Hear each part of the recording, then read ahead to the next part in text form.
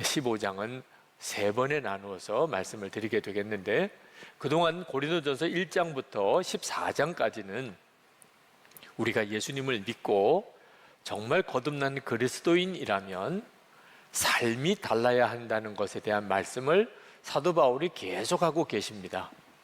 서로 다투거나 시기 질투하지 아니하고 겸손하게 서로를 섬겨야 하고, 그리고 정말 사랑으로 하나가 되어야 하고, 사랑만 하며 살고, 공동체의 유익을 위하여 내 유익을 구하지 않고 공동체의 유익을 구하며, 그리고 절제하고 질서를 지키는 삶을 살아야 한다. 사도 바울이 지금까지 그 말씀을 해 오셨습니다. 그리고 그러한 교회가 진정한 교회라는 겁니다. 그런데 우리가 이처럼 우리의 삶 자체가 완전히 변화된 삶, 교회가 정말 성령 안에서 하나 된 사랑만 하는 그런 교회 공동체가 되려면 복음이 분명해야 합니다. 그래서 사도 바울이 고린도전서 15장에 들어와서 고린도 교회 교인들에게 복음을 다시 한번 일깨워 준다고 말씀을 시작을 합니다. 1절에 보면 이렇게 말씀했습니다.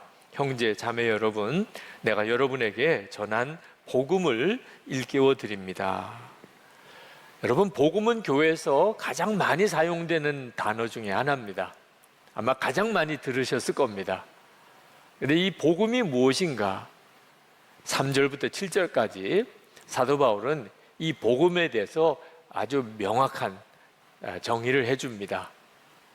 요약해서 말씀을 드리면, 성경대로 예수님이 십자가에서 우리의 죄를 위하여 죽으셨다는 것, 그리고 무덤에 묻히셨다는 것, 그리고 성경대로 예수님이 다시 사흘 만에 부활하셨다는 것, 그리고 예수님의 제자들에게, 그리고 예수님을 따르던 무리들에게, 한 번에 500명에 해당되는 형제 자매들에게 부활하신 예수님을 보여주셨다는 것, 이것이 복음이라는 겁니다. 이 복음을 정말 믿으면 누구나 다 구원을 받는다는 겁니다. 이 복음의 핵심은 예수님의 십자가의 죽으심과 그리고 예수님의 부활입니다. 이 둘이 복음의 핵심 기둥입니다.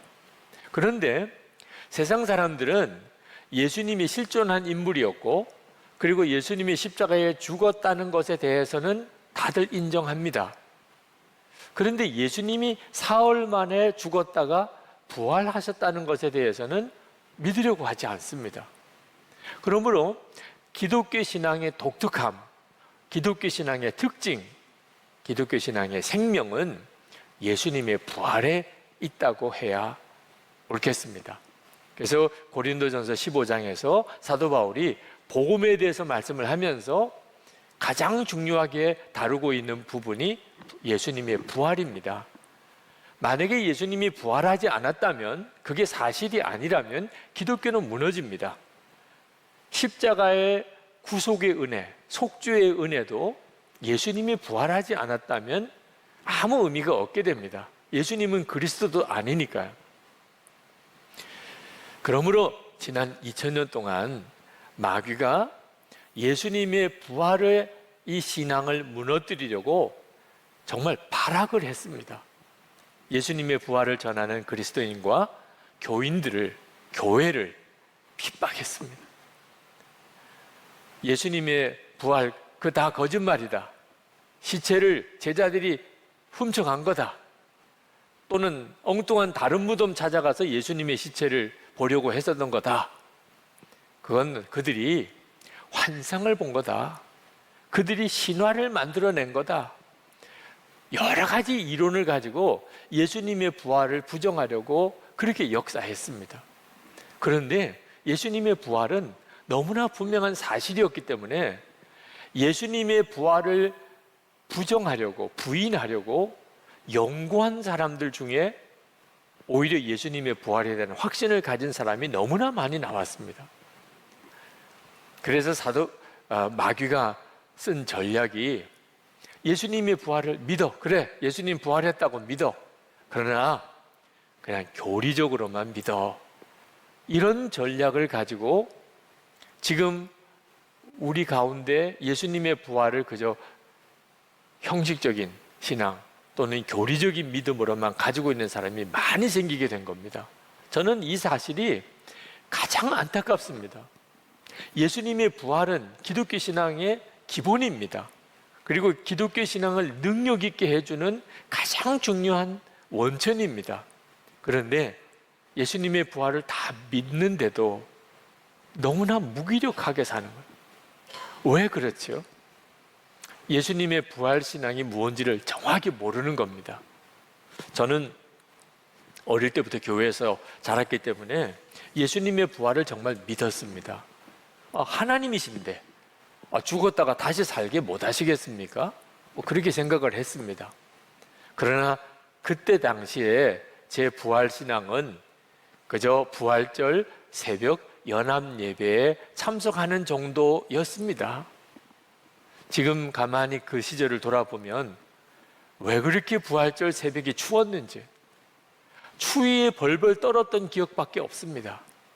그래도 그게 예수님의 부활을 믿는 신앙의 표현이라고 생각하고 부활절 새벽이 되면 새벽 연합 예배에 나갔습니다. 그러나 그렇게 예수님의 부활을 믿는다고 하면서도 부활절 연합 예배에 그렇게 참석하면서도 제 삶에 변화가 있었느냐? 그건 또 아니었습니다. 그게 진짜 부활 신앙이 아니었기 때문입니다. 사도 바울은 예수님의 부활에 대하여 이렇게 말씀합니다. 예수님께서 제자들에게 예수님의 부활하신 모습을 드러내시고 한 번에 500명에 해당되는 그런 믿음의 형제 자매들에게 예수님의 부활을 보여주셨습니다. 그 중에서 상당수는 고린도전서를 쓸 당시에 살아 있었습니다. 그러니까 이보다 더 분명한 부활의 증거는 없는 거죠. 그런데 사도 바울은 거기서 하나 더 나아가서 8절에 보면은 자기에게도 사도 바울은 예수님을 십자가 죽으시고 부활하시고 승천하실 때까지 예수님을 만난 적이 없는 사람입니다. 심지어 예수님의 부활을 전하는 것은 하나님을 대적하는 것이라고 그렇게 확신했기 때문에 교회를 핍박하고 부활의 예수님을 전하는 그리스도인들을 죽이는 일에 앞장섰던 사람입니다. 그런 자기에게도 부활의 예수님이 나타나셨다는 거예요. 이건 너무너무 놀라운 사실입니다. 예수님의 부활이 예수님이 십자가에 죽고 부활하시고 승천하신 것으로 예수님의 생애와 사역이 끝난 게 아니라고 하는 의미입니다. 예수님이 부활하셨다. 그런데 사도 바울도 그것을 보았다. 그 말은 부활의 주님의 사역은 계속 이어지고 있다는 의미인 것입니다. 사도 바울만 아닙니다. 고린도 교회 교인들, 그때 당시 초대교회 교인들, 실제로 예수님을 만나본 사람은 없습니다. 그런데 그들도 부활의 증인이었습니다. 11절에 이렇게 말씀합니다. 그러므로 나나 그들이나 할 것 없이 우리는 이렇게 전파하고 있으며 여러분은 이렇게 믿었습니다. 예수님의 제자들, 예수님을 따라다니던 500명의 그 무리들만 아니고 예수님의 부활을 핍박하던 사도 바울도, 예수님을 전혀 만나보지 못했던 초대교회 성도들, 그들도 다 예수님의 부활의 증인이 되었다는 거예요. 이 이야기는 바로 우리들의 이야기이기도 합니다. 고린도 교인들과 우리 사이에는 2000년이라는 엄청난 시간의 차이가 있습니다. 그런데도 우리들도 부활의 주님을 바라보고 있잖아요. 우리들도 부활의 주님을 그렇게 믿고 있잖아요. 성경에 저와 여러분의 이야기가 기록되어 있습니다. 요한복음 20장 29절입니다. 예수께서 이르시되 너는 나를 본고로 믿느냐? 보지 못하고 믿는 자들은 복되도다 하시니라. 베드로전서 1장 8절에 예수가 너희를 보지 못하였으나 예수를 너희가 보지 못하였으나 사랑하는도다.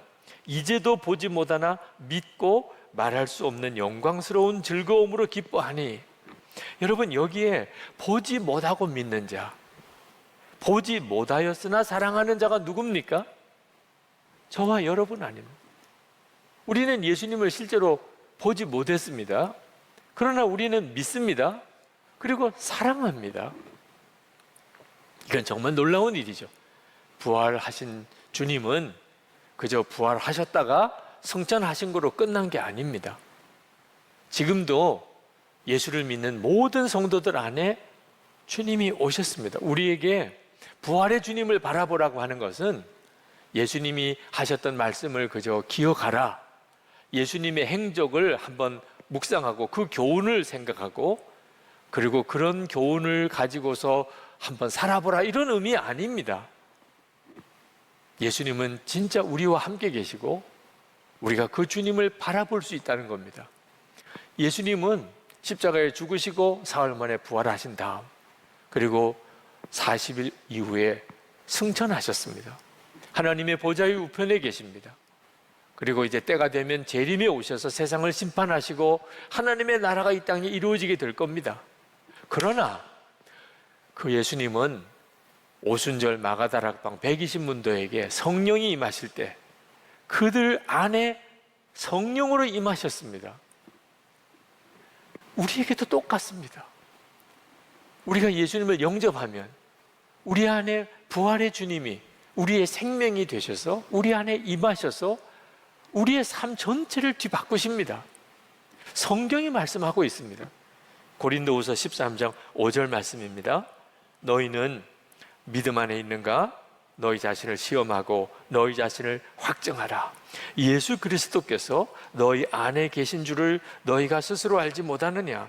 그렇지 않으면 너희는 버림받은 자니라. 우리가 부활신앙을 갖는 것은 예수님이 역사적으로 분명히 부활하셨다는 것을 믿는 것만 말하는 게 아닙니다. 그 부활하신 주님이 지금 내 안에 거하고 계시고 나와 동행하십니다. 이렇게 고백할 수 있게 될 때 그 사람이 부활신앙을 가지고 있는 겁니다. 그 예수님과 동행하는 삶을 살기 때문에 그는 예수님으로부터 실제로 다스림을 받습니다. 그 결과가 무엇입니까? 삶이 변하는 것입니다. 교만할 수가 없지요. 부활하신 주님이 나와 함께 계시는데 믿음의 형제들끼리 서로 싸우고 다투고 갈라질 수가 없지요. 부활하신 주님이 나와 함께 계시는데 서로 사랑하지요. 나를 위해서 십자가에 죽으신 그 주님이 함께 계시는데 정말 사랑만 하며 사는 거죠. 은사와 능력이 아무리 많아도 항상 교회 공동체의 유익을 위하여 절제할 수 있지요. 질서를 지키지요. 그래서 교회가 세워지게 되는 거죠. 이런 삶의 변화가 어떻게 가능하지요? 부활의 주님을 바라보기 때문에 가능한 것입니다. 오늘 고린도전서 15장도 보면 사도 바울은 정말 능력자입니다. 성령의 능력이 충만했던 분입니다. 그도 3층천에 올라가 본 사람, 그리고 죽은 자도 그가 살려낸 기적을 행했던 그랬던 위대한 사도입니다. 그러나 그가 얼마나 겸손한지, 그가 얼마나 사랑이 많은지, 그가 얼마나 하나님께 감사하는 사람인지 오늘 고린도전서 15장에 구구절절이 나오지 않습니까? 부활의 주님을 사도 바울은 진짜 바라보고 있었던 것입니다. 여러분, 그 사람 속에 무엇이 가득한지는 그 사람의 말이나 행동을 보면 알 수가 있습니다. 육신의 정욕이 가득한 사람은 그냥 세상 재미 즐기는 거, 그 방법, 그것밖에는 관심이 없습니다. 돈 탐심이 가득한 사람은 돈 이야기밖에 안 합니다. 권력의 욕심이 가득한 사람은 정치 이야기밖에 하지 않습니다. 손주를 본 사람은 손주 이야기만 합니다. 애인이 생긴 사람은 애인 생각밖에는 안 합니다. 부활의 주님이 우리 안에 거하시게 되는 것이 진짜인 사람은 그는 항상 예수님 이야기밖에 하지 않게 됩니다. 우리가 교회 안에서 사람이 너무 말이 많고 수다가 많은 것도 덕스럽지 못하지만 그렇다고 해서 아무 말도 안 하고 조용히 있는 것도 바람직한 건 아닙니다. 왜냐하면 그 사람의 속에 뜨거운 게 없다는 말이기 때문에 그렇습니다. 속이 뜨거운데 어떻게 아무런 내색을 안 할 수 있습니까? 우리가 정말 부활의 주님과 동행하게 되면, 그러면 우리의 말이나 행동은 예수 그리스도, 그리고 우리의 모든 것은 다 주님의 다스림을 받게 됩니다. 절대 내색하지 않고 부활의 주님과 동행하는 것은 불가능한 일입니다. 그래서 성령의 은사가 나타나는 거고 성령의 열매가 나오는 것입니다. 어떤 분들은 예수 동행 일기를 쓰고 주님과 동행하는 것은 유기성 목사나 할 수 있는 일이라, 이런 말을 하는 분도 계십니다. 절대 그렇지 않습니다. 여러분이 저를 아십니까? 여러분이 제 내면을 아십니까? 제가 얼마나 엉터리 같은지, 제가 얼마나 속이 좁은지, 제가 얼마나 이기적인지, 얼마나 교만한지, 얼마나 악한지, 얼마나 욕심이 많은지, 얼마나 음란한지 제가 더 얽을까요? 저는 알지요. 저 자신이 얼마나 부족하고 모자라고 믿음도 없고 정말 얼마나 육적이고 그런지 제가 압니다. 여러분 중에는 그래도 목사님은 그만한 위치에 있고 그만큼 유명해지지 않았습니까? 무언가가 있으니까 그렇지 않았겠습니까? 솔직히 인정합니다. 무언가가 있으니까 그랬습니다. 저도 저 자신을 한번 돌아보았습니다. 도대체 무엇 때문에 지금의 내가 있는 건가? 깨달아지는 게 있더라고요. 제가 고등학교 다닐 때, 그때 중고등부 예배, 무슨 성령에 충만한 거나 은혜가 넘치거나 그런 예배는 아니었습니다. 그저 예배를 드려야 되니까 드리는 그런 형태의 예배였지만, 그날 충격받은 것이 전도사님이 고린도후서 13장 5절 말씀을 가지고 모든 예수 믿는 사람 안에는 예수님이 계시다는 말씀을 하신 거예요. 정말 믿어지지 않았어요. 예수님이 내 안에 계시다면 내가 모를 수가 없잖아요. 믿어지지도 않고 또 정말 이해도 안 되고 얼마나 당황스러웠는지. 그런데 한 가지 감사한 것은 그렇게 말씀하니까 뭐 그렇겠지, 이렇게 넘기지 않았다는 겁니다. 믿어지지도 않고 실제로 경험도 안 됐지만 예수님이 내 안에 계시다니, 예수를 믿는 사람 안에는 예수님이 내 안에 계시다니, 그때부터 그것이 저에게 간절한 기도 제목이고 갈망이 되었습니다. 만약에 그게 사실이라면 이보다 놀라운 일은 없으니까요.